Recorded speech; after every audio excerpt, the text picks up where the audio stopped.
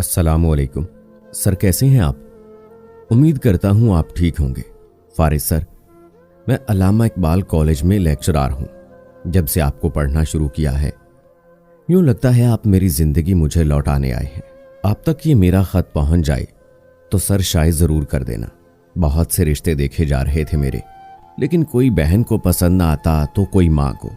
अगर उन दोनों को पसंद आ जाता तो मैं कोई नक्स निकाल देता। मुझे बहुत सी लड़कियों की तस्वीर दिखाई गई थी। बहुत लोग हमारे घर आए, मुझे देखते पहली नजर में ही पसंद कर लेते। अब अपने मुंह मियां मिट्ठू क्या बनना, मतलब कि बहुत खुश अखलाक था ना, और अल्हम्दुलिल्लाह शक्लो सूरत भी प्यारी है। मैं कॉलेज में लेक्चरार था। सब प्रोफेसर आदिल शेख कहकर मुखातिब होते थे मुझसे। वो एक मुलाकात क्या हुई, जिंदगी बदल गई। मैंने उसे देखा तो नहीं था, लेकिन उसने मुझे देखा था। खुदा जाने वो कैसी थी कि पहली नजर में मुझसे मोहब्बत कर बैठी थी। गांव के एक घर में रिश्ता देखने गए थे, वो मुझे भी साथ ले गए। मैं उनके घर पहुंचा तो जोहर की अजान हो रही थी। सब बैठे हुए थे, रिश्ते की बात कर रहे थे। मैंने जाए नमाज का पूछा। उन्होंने एक कमरे में मुझे मुसल्ला बिछा कर दिया। नमाज अदा करने लगा। नमाज अदा की तो यूं महसूस हुआ कोई मेरे पीछे मुझे आवाज दे रहा है। मैंने मुड़कर देखा तो एक गिलास में दूध पड़ा था, बिल्कुल मेरे मुसल्ले के पास। साथ एक कागज पे लिखा था, आप बहुत अच्छे हैं, प्लीज इनकार ना करके जाना मेरे रिश्ते को। और ये दूध आधा गिलास मैंने पी लिया, आधा आप पी लें। मैं हैरान था, कैसी लड़की है, मुझे बहुत अजीब लगा। खैर, मैंने दूध का गिलास साइड पे रखा, जूता पहना और कमरे से बाहर आ गया। सब बातें कर रहे थे, माँ के पास बैठ गया। बहन मुस्कुराई, भाई लड़की तो बहुत ही प्यारी है, लेकिन अम्मी को पसंद नहीं। अम्मी कहती बातूनी बहुत है, हमको जरा कम होशियार लड़की चाहिए। खैर, वहां भी इनकार किया। मैं खामोश रहा। सब उठे चले आए। कार में बैठा के मुझे लगा मैं कुछ भूल आया हूं। देखा मोबाइल और पर्स तो बासी है।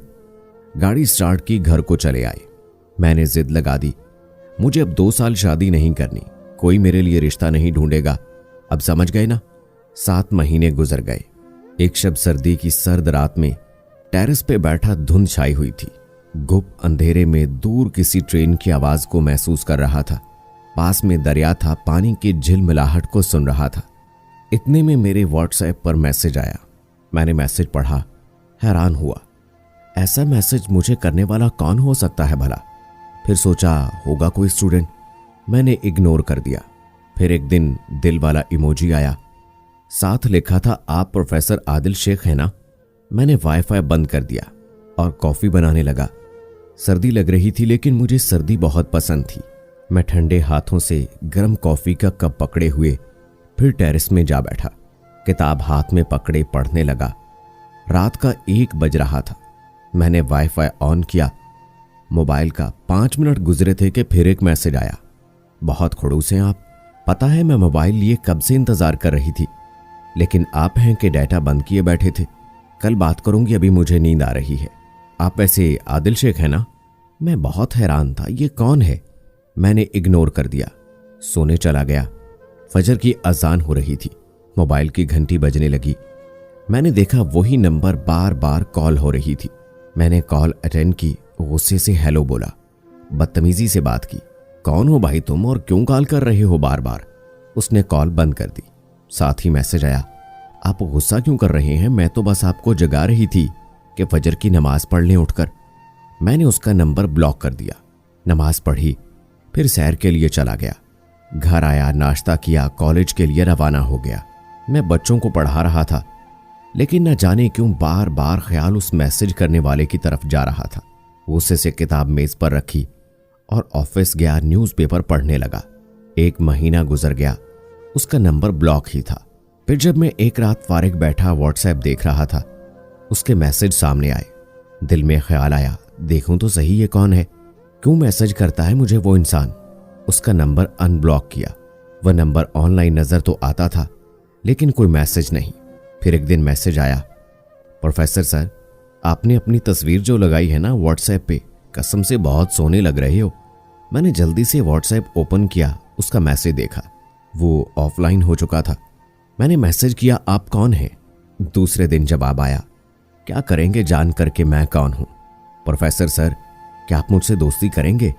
मैं हैरान था, ये कौन है, लड़का या लड़की?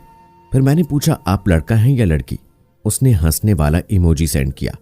अरे प्रोफेसर सर, मैं लड़की हूं, आप भी ना कुछ भी बोलते हैं।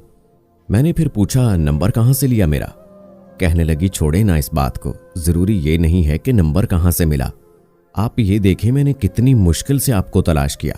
आज बहुत सर्दी है और मैं आपसे बात करने के लिए सेहन में खड़ी हूं। मैंने हैरत से पूछा, सेहन में क्यों खड़ी हो? कहने लगी, कमरे में स्यापा ये है कि सर्विस नहीं आती ना। मैंने उससे पूछा, कैसे यकीन करूं तुम लड़की हो? काफी सारे दिल एक साथ भेजे। कहने लगी, आप छोड़े ना इस बात को, लड़की हूं या लड़का, बस आप ये देखें मैं आपके लिए सर्दी में खड़ी हूं। ये कहकर वो ऑफलाइन हो गई। 2 दिन तक ऑनलाइन ना हुई। फिर रात 11 बजे मैसेज आया। 2 दिन गुजर गए थे। प्रोफेसर सर, बड़े बेवफा हैं आप। 2 दिन में पूछा भी नहीं आपने मैं कहाँ हूं, मैसेज क्यों नहीं किया। मैंने भी जरा नखरा दिखाते हुए कहा, तो पहले तुम अपनी आवाज सुनाओ मुझे, फिर बात करूंगा तुमसे। उसने जल्दी से एक वॉइस मैसेज किया, प्रोफेसर सर सुन लो आवाज मेरी, लड़की ही हूं। और कसम से बंदा किसी का हाल पूछ लेता, आप तो बहुत बुरे हैं। ये मैसेज करके वो ऑफलाइन हो गई। मैंने आवाज सुनी। उसकी आवाज बहुत खूबसूरत थी। लहजा ऐसा था कि जान डाल देता, मासूमाना सा। मैं कुछ कहता उसने डाटा बंद कर दिया। मैंने कॉल की लेकिन नंबर भी बंद था। मुझे गुस्सा था बहुत। अजीब लड़की है, बात करते करते गायब हो जाती है। मुझे उसका इंतजार रहने लगा। न जाने कितनी बार मोबाइल देखता, उसका मैसेज आया है या नहीं। वो बहुत अजीब सी थी। इस बार तो 10 दिन गुजर गए। मुझे बहुत गुस्सा था। 1000 बार नंबर मिलाता, उसका बंद आता। सुबह सुबह मैसेज आया, प्रोफेसर सर मुझे पता है आप मुझे बहुत याद कर रहे थे ना। मैंने नाराजगी का इजहार करते हुए मैसेज देखकर रिप्लाई ना किया। फिर उसका मैसेज आया, प्रोफेसर सर आप कितने कोजे लगते हैं गुस्से में, मुस्कुराया करें। गुस्से से पूछा, कहाँ थी 10 दिन, बताकर भी नहीं गई थी। बात करते करते गायब हो जाती हो। अब बात करोगी या चली जाओगी फिर? वो प्यार से बोली, प्रोफेसर सर सच में उदास थे ना मेरे बिना। मैं बात काट कर बोला, मुझे प्रोफेसर सर नहीं आदिल कहा करो। उसने शर्माने वाला इमोजी भेजा। नहीं, आपको मैं आदिल क्यों कहूं, आपको तो प्रोफेसर सर ही कहूंगी। फिर जल्दी से मैसेज किया, अच्छा मैं ना नाश्ता बना लूं, फिर रात को बात करूंगी, ठीक है? मैंने वादा लिया, रात को आ तो जाओगी ना। दिल का इमोजी भेजकर ऑफलाइन हो गई। मैं नहीं जानता था उसमें ऐसा क्या था कि मुझे पल पल उसकी याद सताने लगी। उसका इंतजार रहता। वो बहुत चुलबुली सी थी, चाहे चंद मैसेजेस करती थी। दिन था कि साल बराबर हो गया। रात हुई, मैसेज आया, उफ बहुत थक गई हूं। मैंने पूछा, क्यों, आज ऐसा क्या काम किया भला?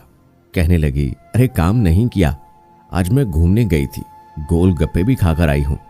तुमको पता है बहुत पसंद है गोलगप्पे मुझे, कभी खाए हैं खट्टा पानी डालकर? वो बोलते जा रही थी। मैंने पूछा, सुनो एक बात मानोगी मेरी? कहने लगी, अरे प्रोफेसर सर जान ना मांग लेना, बस बाकी जो कहोगे मान लूंगी। मैंने भी मुस्कुराकर कहा, नहीं जान नहीं चाहिए, बस बात यह है कि मुझे अपनी तस्वीर तो दिखाओ मुझे। वो भी बहुत मुस्कुराई। अरे प्रोफेसर सर छोड़े ना देखने को, देखकर क्या करोगे? बस इतना बता दूं मैं बहुत सोनी हूं, बिल्कुल गुड़िया की तरह। मुझे कहने लगी, आपने शादी कर ली क्या? मैंने झट में जवाब दिया, नहीं, मुझे कोई मिली ही नहीं कोई ऐसी जिसको अपना बना सकता। उससे पूछा, तुम बताओ? वो उदास सी बोली, मुझे कोई ऐसा मिला ही नहीं जो मुझे अपना बना सकता। फिर बात बदल दी उसने, अच्छा सुनो ना, अपनी तस्वीर तो भेजें प्रोफेसर सर। मैंने शरारत करते हुए बोला, क्यों भेजूं, देखा तो हुआ है तुमने मुझे। मासूमाना लहजे में बोली, हाँ देखा है ना, लेकिन बार बार देखने को दिल करता है ना। बात करते करते फिर ऑफलाइन हो गई। मैंने टाइम देखा, रात के 2 बज रहे थे। या खुदाया, टाइम कब गुजर गया पता भी ना चला। उसके साथ वक्त कैसे गुजर जाता था पता ही ना चलता था। फिर 4 दिन गुजर गए, कोई मैसेज ना आया। 4 दिन बाद मैसेज आया, प्रोफेसर सर आ जाओ बिरयानी खा लो, मैंने खुद बनाई है अपने क्यूट हाथों से। मैं क्या कहता, उसे गुस्सा करने का फायदा नहीं, कौन सा असर होना उसे। मैंने भी कह दिया, हाँ खिलाओ बिरयानी। कहने लगी, मुंह खोलो, आ करो। अच्छा प्रोफेसर सर आप गुस्सा न किया करें, हमारे घर बहुत पाबंदी है, लड़कियां मोबाइल यूज नहीं कर सकती। भाइयों से छुपकर बात करती आपसे। अब मेरे भाई बहुत सख्त हैं, आपको नहीं पता। मैं उसकी बातें सुन रहा था, लेकिन उसको देखने का बहुत दिल था। मैं उसे हर रोज कहता मुझे अपनी तस्वीर दिखाओ, लेकिन वो बात टाल देती। मैंने पूछा इससे कभी मोहब्बत की है? कहने लगी हाँ ना, की है मैंने मोहब्बत, बहुत मोहब्बत की है। मेरी मोहब्बत पाक है, लेकिन पता क्या, मेरी मोहब्बत सिर्फ एक तरफा है। मैंने पूछा क्या वो नहीं करता आपसे मोहब्बत? कहने लगी उसे नहीं पता ना कि मैं उसे चाहती हूं। मैंने हैरान होकर पूछा तो उसे बताओ ना। उदासी में कहने लगी नहीं बता सकती ना, क्योंकि वो मेरा हो ही नहीं सकता, और मेरी किस्मत इतनी भी अच्छी नहीं कि वो मेरा हो जाए। उसकी बातों में एक बेबसी थी जो शायद मैं नहीं समझ सकता था। आप जानते हैं, मुझे उससे बात करते हुए 7 महीने हो गए थे, लेकिन मैंने उसका नाम तक न पूछा था। मैंने पूछा आपने नाम बताया नहीं मुझे। वो बोली आपने पूछा ही कब था? मेरा नाम ईमान फातिमा है। आज आप अपनी तस्वीर भेजे ना प्रोफेसर सर, दिल कर रहा है आपको देखने का। उसके लहजे से लग रहा था वो उदास है। मैंने कुछ तस्वीर भेजी, देखकर कुछ लम्हे खामोशी रही, फिर बोली आप प्यार करते हैं किसी से? सच तो ये था कि उसे बिन देखे चाहने लगा था मैं। बेपनाह मोहब्बत हो गई थी उसकी बातों से, उसकी मासूमियत से, लेकिन इजहार करने से डर लग रहा था। सोचता था अगर बता दिया तो कहीं वो बात करना ना छोड़ जाए। और फिर अक्ल कहती थी वो अजनबी है, अनजान नंबर से मैसेज आया था, खुदा जाने कौन है, कैसी है, बस टाइम पास करो इससे। वो फिर से बोली बताएं ना प्रोफेसर सर, प्यार किया आपने कभी? मैंने इनकार कर दिया। प्यार और मैं, ये फजूल काम मैं नहीं करता। वो मुस्कुराई, कहने लगी फजूल काम तो नहीं है मोहब्बत, मोहब्बत तो इबादत है। बस सर, हमने मोहब्बत को हवस का नाम देकर बदनाम कर दिया। मैं भी तो करती हूं ना मोहब्बत किसी से। उसकी 2 चीजें हैं मेरे पास जिसको मैंने संभाल रखा है। मैं हैरान था वो कैसे आज के जमाने में किसी से इतनी मोहब्बत कर सकती है भला। मैंने उससे पूछा तुम किसी से इतनी मोहब्बत करती हो तो मुझसे क्यों बात करती हो फिर? मोहब्बत में मिलावट? वो मुस्कुराई, अरे प्रोफेसर सर बिल्कुल भी नहीं, बस आप नहीं समझ सकते ना। मैंने उसके साथ जिद की, मुझे आज तुमको देखना है। मुझे प्यार से समझाने लगी, पता है आपको, मेरा भी दिल करता है आपको अपनी तस्वीर दिखाऊं, लेकिन फिर मैं जिससे मोहब्बत करती हूं उसके साथ धोखा होगा ना। मैं उसकी ये बात सुनकर खामोश हो गया। उसके लिए मेरी मोहब्बत और बढ़ गई। फिर मुझसे वादा करते हुए बोली प्रोफेसर सर, वादा रहा, एक दिन आपको मैं अपनी तस्वीर जरूर दिखाऊंगी, अपनी मोहब्बत के बारे भी बताऊंगी, लेकिन आप अब कभी जिद न करना मुझे देखने की। मैंने सब्र कर लिया, मान गया बात उसकी। 2 साल कोई बिना किसी को देखे मोहब्बत करे ये नामुमकिन सी बात है, लेकिन मैंने उससे की थी। वो मेरी सांस से भी ज्यादा करीब थी। अब तो हालत ये थी कि उसके बिना जिंदगी का तसव्वुर भी कहां था। बारिशों का मौसम था, बारिश बहुत तेज हो रही थी। मुझे मैसेज किया, कहने लगी प्रोफेसर सर आ जाएं, मैंने पकौड़े बनाए हैं, खा लें। उसने अपनी हथेली पे पकौड़े रखकर तस्वीर भेजी थी। उसके हाथ बहुत ही खूबसूरत गोरे से। मैंने कोई 50 बार माशाअल्लाह कहा था देखकर। कहने लगी कंजूस प्रोफेसर सर, आप तो कभी मुझे पूछते ही नहीं, सुला नहीं मारते किसी चीज की, बंदा पूछ ही लेता है। मुझे बताने लगी, मैं कुकिंग बहुत अच्छी कर लेती हूँ, हर तरह के खाने बना लेती हूँ। मेरा ख्वाब है मेरी शादी होगी ना, मैं कमेटी डालकर फिर कुकिंग का सारा सामान खरीदूंगी, किचन सजाऊंगी, फिर हर रोज एक नए मजे की डिश बनाया करूंगी। उसकी मासूमाना बातों पे बहुत प्यार आता था मुझे। उसकी अच्छी आदत ये भी थी, मुझसे वादा लिया था उसने, नमाज कभी नहीं छोड़ोगे। पाबंद तो मैं पहले से ही था, लेकिन अब तो कभी कज़ा ना होने देता था। कहने लगी, मेरा दिल करता है मैं बहुत अमीर हो जाऊं, फिर मैं हज करूं, फिर अमेरिका लंदन घूमने जाऊं। ये बात करते करते बोली, आपको सरसों का साग पसंद है क्या? मैं हंसा, ईमान तुम अमेरिका लंदन से सीधा साग पे आ गई। वो बोली, अरे नहीं, मैंने आज साग बनाया था ना, इसलिए सोचा आपसे भी पूछ लूं। फिर अचानक से गायब हुई। 2 महीने गुजर गए। खुदा जानता है मैं कितना रोया था, उसके लौट आने की कितनी दुआएं मांगी थी। 2 महीने बाद ऑनलाइन आई, वॉइस मैसेज किया, प्रोफेसर सर कान पकड़कर माफी मांगती हूं, बस किसी वजह से आपके साथ बात ना कर सकी। आपको मेरी कसम, आप कोई सवाल नहीं करेंगे इस बारे। मैं कहना तो बहुत कुछ चाहता था, लड़ना चाहता था उससे, उसको डांटना चाहता था, लेकिन खामोश रहा। अच्छा सुने, देखे ना मौसम कितना प्यारा है, कितनी सर्दी है। मैं ठंडे पानी से वजू करके आई हूं। मैंने जिद लगा दी, मुझे तुमको देखना है आज। वो कोई भी बात करती, मैं कहता देखना है तुमको बस। मैंने कसम खा ली, तुमने आज तस्वीर ना भेजी तो बस यहीं पे सब खत्म। वो मुस्कुराकर बोली, ना तंग करो ना मुझे। मैं 2 घंटे तक उससे तस्वीर मांगता रहा। फिर जब उसने तस्वीर ना दी तो मैंने उसे बुरा भला कहकर ब्लॉक कर दिया। फैसला मुश्किल था, लेकिन गुस्से में कर दिया। वो कुछ लिख रही थी कि मैंने ब्लॉक कर दिया उसे, नंबर भी ब्लॉक कर दिया। मेरी माँ बहुत बीमार थी, एक रिश्ता आया मेरे लिए। मैं ईमान फातिमा के जब ख्वाब देख रहा था तब कोई दूसरी लड़की का रिश्ता आया। माँ ने मेरी तरफ देखा, बेटा मेरी आखिरी ख्वाहिश ही समझ लो, इस लड़की से शादी कर लो। मैं ईमान के बारे बताना तो चाहता था, लेकिन उसे देखा नहीं था, क्या कहता। माँ की हालत देखकर शादी के लिए हां कर दी। मंगनी हो गई। दिसंबर का महीना था। मेरे दिल में दर्द सा होने लगा। मुझे ईमान फातिमा की बहुत याद आ रही थी। जल्दी से मोबाइल उठाया, उसका नंबर अनब्लॉक किया, उसे मैसेज किया, ईमान बहुत याद आ रही हो। उसने कुछ देर बाद रिप्लाई किया, गोलगप्पे खा लो कंजूस, आ जाओ। मैंने सॉरी कहा। कहने लगी, सॉरी क्यों? मुझे पता था तुम जरूर आओगे और आप हक पर नाराज हुए थे ना। भला बिना देखे कोई 2.5 साल किसी से बात कर सकता है क्या? मैंने उसे बताया मेरी शादी है। कहने लगी, कब है? मैंने कहा बस अब तारीख फिक्स करनी है। मुस्कुराकर बोली, 2 जनवरी की डेट रख लो, मेरी मान जाओ। मैंने भी गुस्से से कहा, क्यों 2 जनवरी? कहने लगी, बस यूं ही 2 जनवरी ही शादी की डेट रख दी। आज 1 जनवरी मेरी मेहंदी थी, सब नाच गा रहे थे। उसने मैसेज किया, प्रोफेसर सर, मैं बहुत गरीब घर की बेटी हूं, मेरे बाबा नहीं हैं, कोई भाई भी नहीं है। सब झूठ बोला था मैंने, बस हम 2 बहनें हैं। बड़ी की शादी हो गई और मुझे कोई पसंद नहीं करता। मेरी माँ स्कूल टीचर है। जानते हो मैं बहुत खूबसूरत हूं, लेकिन मेरे दिल में सुराख है। डॉक्टर कहते ऑपरेशन करना पड़ेगा। मैं जो 2 दिन 4 दिन 2 महीने ऑफलाइन रहती थी ना, अस्पताल एडमिट रहती थी, मैं उसका मैसेज पढ़ रहा था, यकीन नहीं हो रहा था। कहने लगी, अभी मैंने मेडिसिन खाई है, नींद आ रही है, तुम अपनी मेहंदी एंजॉय करो। मैं उससे बात करना चाहता था, लेकिन वो सो गई। रात भर ढोल बजता रहा, मेरे दोस्त कजन्स नाच गा रहे थे। बारात रवाना हुई मेरा निकाह हुआ तो उसकी कॉल आ गई। मैंने कॉल अटेंड की। वो हंसते हुए बोली, कंजूस, मेरा बैलेंस ज़ाय करवाना तुम बस। पहले ही उधार लेकर बैलेंस करवाया था।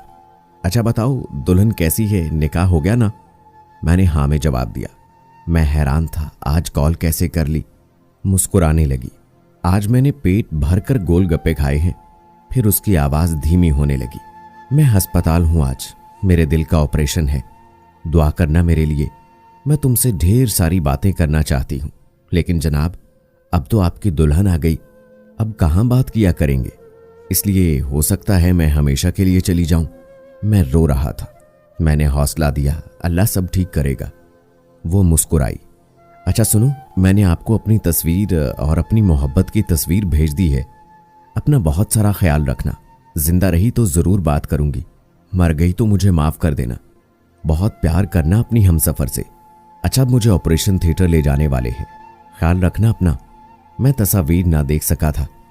उस वक्त दुल्हन की रुखसती हो रही थी। घर आया, दुल्हन पास बैठी थी, फिल्म बन रही थी, सब खुश थे। मैं दिल ही दिल में ईमान के लिए दुआ कर रहा था। रात के 12 बजे सब चले गए, दुल्हन और मैं अकेले रह गए। मैं कुर्सी पे बैठा, जल्दी से मोबाइल निकाला, ईमान की व्हाट्सएप ओपन की। बहुत बहुत खूबसूरत हूर के जैसी एक लड़की की तस्वीर थी, जो ईमान की ही तस्वीर थी। साथ एक घड़ी की तस्वीर थी, जो घड़ी मेरी थी। एक दूध का गिलास जिसमें दूध सूख चुका था। साथ एक कागज जिस पे लिखा, मेरे रिश्ते को इनकार ना करना प्लीज। आधा दूध मैंने पी लिया, आधा आप पी लेना। मैं चीख चीख कर रोने लगा। ये तो वही लड़की है जिसके घर में नमाज अदा की थी और अपनी घड़ी भूल आया था। माँ ने कहा था बहुत बातूनी है।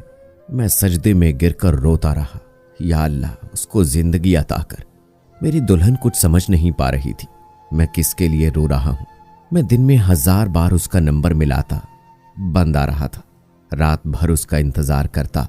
मुझे लगता था अभी आएगी, मुझे मैसेज करेगी, कंजूस गोलगप्पे खा लो, अभी सर सर कहकर बुलाएगी मुझे।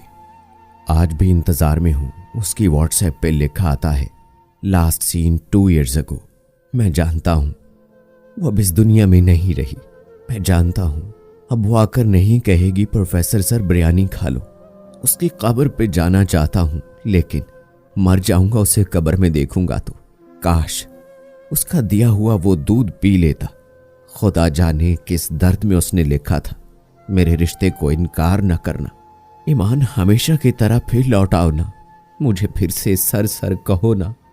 सर ये मेरा खत आप तक पहुंच जाए तो अपने अल्फाज का सेहरा सजाकर मेरी ईमान को लफ्जों में जिंदा कर देना, इजाजत चाहता हूं। दोस्तों, मोहब्बत की ये अनमोल कहानी सुनाते सुनाते आंसुओं से मेरा चेहरा भीग गया है। आपको ये कहानी कैसी लगी कमेंट बॉक्स में जरूर बताएं। लेकिन दोस्तों, मुझे आपसे एक गिला भी है कि आप में से बहुत कम लोग कमेंट में अपनी राय देते हैं। आज आप लोगों के इस वीडियो के लाइक और कमेंट बताएंगे कि आपको मेरी कहानियां कितनी पसंद आती हैं। और मजीद ऐसी वीडियोस के लिए मेरे चैनल को जरूर सब्सक्राइब करें ताकि मेरी हौसला अफजाई हो। अपने दोस्त राव कमर रिजवान को इजाजत दें। अल्लाह हाफिज।